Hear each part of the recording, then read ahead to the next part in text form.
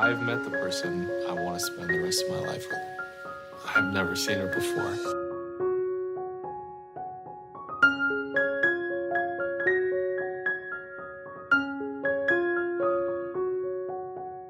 Right, welcome everybody to another episode of the Love Island cast. I am one of your hosts, Chris Phelps. My co-host and very good friend is Mr. Dave Horrocks. Hey there, Chris. It's great to speak to you. You know what? You always introduce me as your very good friend, but I want to work to the point where you do love me. It's got to be gained over a matter of time, Dave. I'm sorry. We'll get there. We'll get there, Yeah. son. Now, I've got to say, I was slightly disappointed with this episode, Chris, because we didn't get the Cameron rap to try and pull it back from the fire. But we did get some kind of uncomfortable questioning. So, I mean, what do you make of that to start off with? I just think a dad, we're open. We've got daughters. We both have. We are protective of them. I get that, Dave. You know, you'd run through anything for them, wouldn't you? But I don't know whether it was just a bit of a setup for the script to them being a couple, because I don't know. He didn't go after in the way I thought he would. He threw a few questions in there, and obviously Cameron mentioned that he'd been in a mixed race relationship previously and sort of understands, you know, what could come. I did think, though, as you said about the rap, though, the fact that he was in a fucking studio, I was thinking, go on, just asking for a couple of bars or something. Go on. Oh, you could give him Drop something me a else. beat, Dad. Yeah, go on. Just give me a little bit of something. Go on. I've been hearing all this stuff about you fucking were in some group. Go on. And we didn't get it, but it did look like proper David Brent, like we were going to get it, but we didn't. I don't know. He seemed to fall. I think you're right. This episode was a bit fucking boring, to be honest. There was only a couple of bits that we'll talk about that got me. The rest of it was just quite mundane, really. I think, you know, when you watch series, some of the episodes are like table setting. They're setting all the pieces. They're moving the chess pieces around the board and getting everything ready. So I actually think quite a lot happened without it being overly dramatic. It was a quieter episode all around, wasn't it? But I mean, Yeah. so for me, there's plenty to get through. So we'll move off this very, very quickly. But I actually thought, you know, Lauren's dad there could have given him a much harder time than he actually did. You know, he's very proud of his heritage and everything, and he was just, you know, making sure it was on the table there.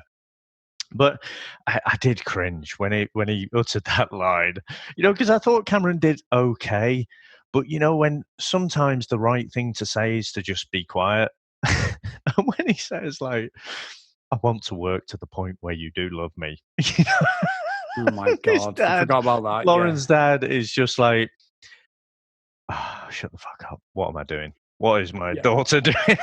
Yeah. Why would you even say that to somebody, though, Dave? It's verbal diarrhea, I think, isn't it? You know, he's just, I can't imagine he looks back at that recording himself and doesn't cringe. It's just such a bad line at such a bad time. But, I mean, what did you make to the whole wedding dress and the wedding suits sort of fittings and everything? Because again, there was quite a lot of dialogue there, quite a lot of side conversations that I think, you know, were clues in terms of like who's going to last out and who's not. I think what's interesting, right, is I know we've poked a lot of fun at Mark, but Mark needs to fucking realise that every single person was there, especially his mate, like, there is warning signs, red fucking flags. There is smoke coming from your fucking suit, you dick. Don't marry this girl, because that's exactly what I was getting. It was just like they were trying to lead him into conversation, weren't they? And he wasn't biting. And then what makes it better is as he's defending her and like defending his decision to get with Jessica, his fucking eyes go wider and wider. He's like a fucking saucepan by the time he's finished his conversation. It's so bizarre.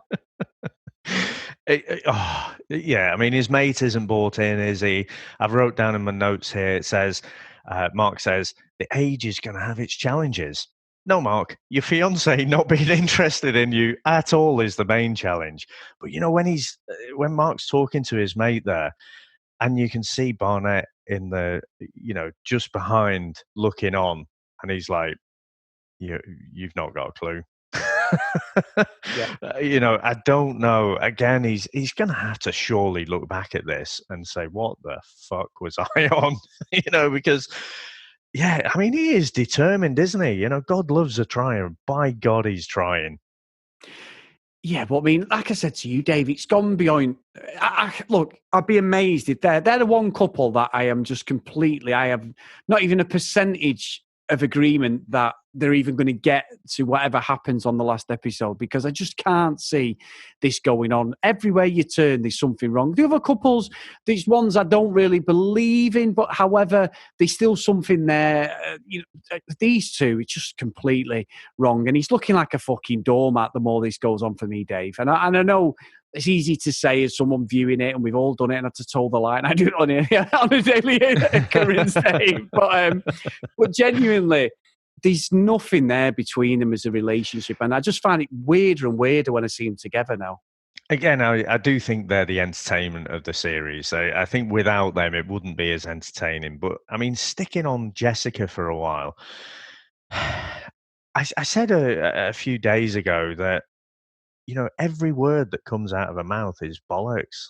And what I found very odd, putting the dress on, right, obviously had some kind of effect. You could see it in her face, like she was thinking, "Oh shit," you know. It was like fucking Mark when he was lying on the bed in his boxer shorts. It was that same fear in her face.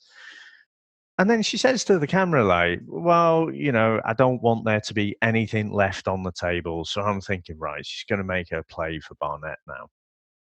And obviously, we get that set up. And it was set up, wasn't it? It's like, right, Oh, let's get yeah. the cameras over here.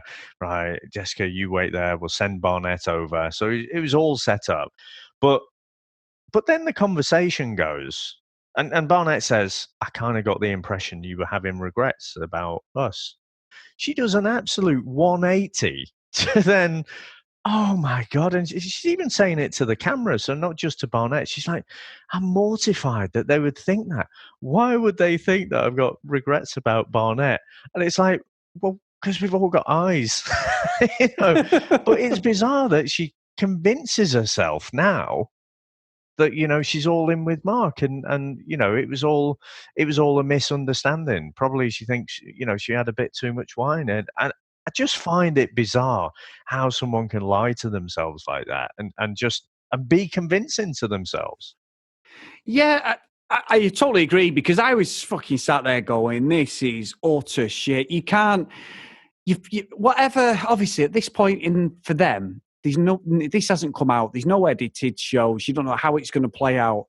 Now, it's either she gets that fucking levered that she just does not remember anything of the night before. And don't get me wrong, she looked like that a few times on this series so far.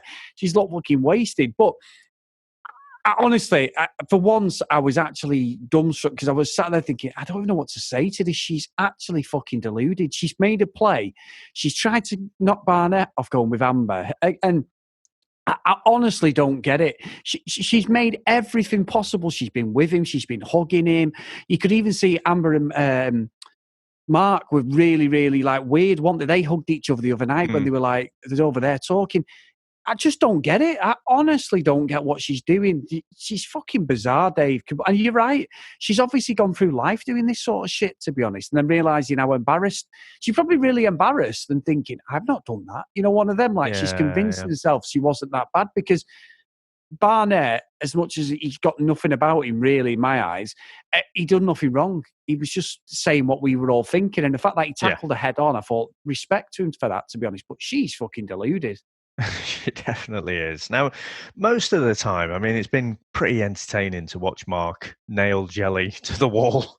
But actually, I thought he pulled a blinder there where, you know, he could sort of recognize at least that it's not going too well. So he tried to take it back to the pods, and he set up dinner in the two different rooms. Yeah. And that was the first time outside the pods that I think we've seen them actually have a connection. Since they came out of the pods, they've not really got on, you know, I don't think, or certainly haven't, you know, connected. So I just thought that was really interesting. And again, we've seen it with some of the other couples, haven't we, where suddenly when things are going bad and they're not communicating, they go back to this kind of pod type situation. I just find it really, really kind of interesting. Yeah, because that's what we said, didn't we, about Giannina and Damien a couple of episodes ago, and was it last episode? Sorry, when she said about the sex and stuff, and and then eventually she ended up, it jumped all over it, didn't he? So it worked. So I don't know, it's fucking phony as fuck. However, Dave, Jessica, let's part that for today because it's just literally a daily occurrence with her at the moment, unfortunately. Now, we've all had relationships, Dave. We've been with different people. You know, you've experimented. You've done different things. I don't remember me ever talking to a lady at any point in my life and telling her basically how I like to orgasm. Oh my God, Kelly definitely wanted to tell fucking Kenny. That was the most ridiculous conversation I have ever heard. You've. Like if I was in that conversation, Chris, I'm slightly lost for words now. Chris, I would be shit in that conversation because I think I would revert to a 10-year-old boy at that point. I mean, I found it a bit bizarre. And you know, old Kenny was saying, oh, you know, I've never had anyone describe it to me in that sort of detail. I do find it a bit bizarre. It's just, I don't know. What do you think to that, Chris? It's fucking weird. I mean, I've not doubted their relationship at all through this series, but when you are being so meticulous over something, it's fine being prepared and you know, you have a plan of what you're doing, but you still don't have a plan about how are you going to come to an orgasm. I've never fucking seen anything like it. It was just like, it's not going to work. Kenny's going to get fucking Brewers droop and he's definitely not going to be able to perform. I tell you what, if he wasn't nervous before, he fucking is now. Like, how old is she? Left a bit. Just about there. Yeah, go on then, carry on. You'd be like, what the fuck is this? But I mean, you know, that a bit of guidance is okay. It's the verbal description of it that I find odd. Very odd. Why does he just get him a biology book and go, look, have a look at this on the Kama Sutra, see what you can come up with? You know what I mean? Is he going to get a breakdown after? Is he going to get like a lessons learned and a report card? But does that work the same way? You know, like see me, like when you see at school and you fucked up. Does he get like the same thing? Can he have a chat with her and go, well, actually, I like you tickling me balls or something if you don't mind? Why would you just wouldn't do that sort of stuff, would you? Yeah, I was a bit blown away by that, you know, but not in a good way. No. Amazing. Let's see what happens. I mean, we've got 2 episodes left, Chris. You know, she rolls out with a big smile on her face, and you know, Kenny gives the old high five to someone, and then he's nailed it. Yeah. So fucking childish, aren't we? Yeah. To tell you. So what else? I tell you what, Chris, I might be coming round to your way of thinking on Amber and Barnett. And I think the first half of the series, I just thought they looked, you know, pretty perfect for each other. And I guess they probably are, but that's not because they're a good functioning pair of individuals. I think Amber's getting under Barnett's skin a little bit. He made a comment about her burning through Netflix seasons. Yeah. And I think she was saying, you know, she was figuring out the wedding planning while burning through a bottle of wine or something. Was it a bottle or a box? A bottle of wine. It was a bottle of wine. Yeah. And you can sort of see in Barnett's face that he's like, hang about, you know, I'm not sure what I'm signing myself up for here. Yeah, you know what it was like, Dave, and it's a great description what you've just done. It's like the old classic when I was a kid, and I still do it sometimes with Sam, where you sort of like, I'll get a list of stuff to do, and I'm pretty active, you know me, I do all the cooking, clean, everything, ironing, all that shit, and shopping and stuff, and I get it all out the way and get it done. I'm one of these people, if I got it to do, it's done, because I can't like leave it for hours, and I'll get stuff done. But there's sometimes when I'm like, oh shit, I've forgotten that. And literally, like the old doing your homework on your way to school. I think she sat there all day watching fucking Stranger Things or whatever. And then 10 minutes before Barnett comes in from like his 10, 11 hour shift, she gets the Hoover out. It's like, this is the third time I've done this today. Yeah, it's fucking bullshit. What's she doing going on Google for 5 minutes to work out where she's getting married? It's absolute shit. Because don't forget, she said the wedding planning, Dave. I'm pretty certain that the show's going to organise whatever happens on this wedding. Well, that's what I thought. I wasn't sure if it was like a little exercise for them to do, because, like you say, surely the show is going to sort all that out.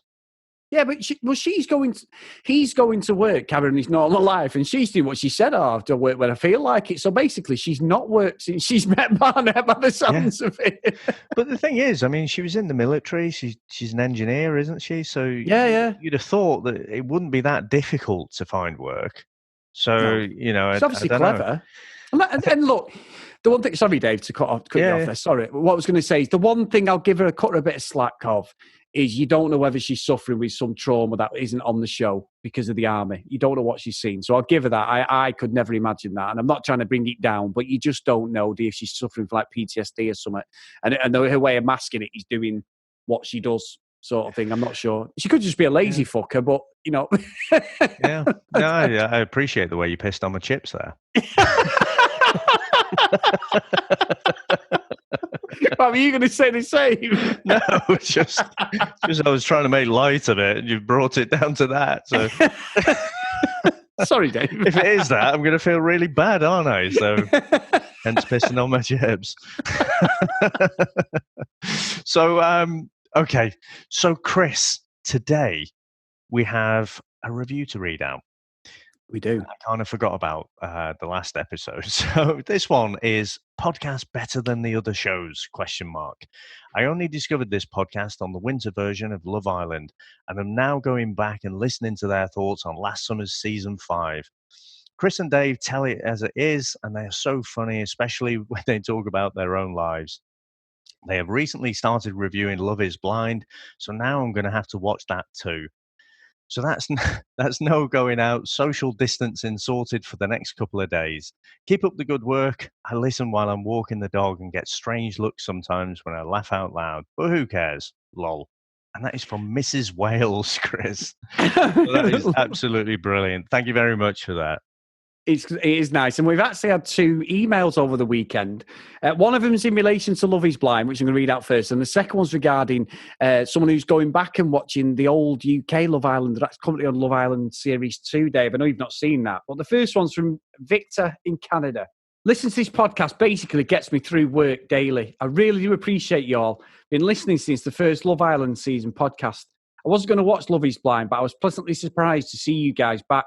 So y'all left me no choice. I had to watch it.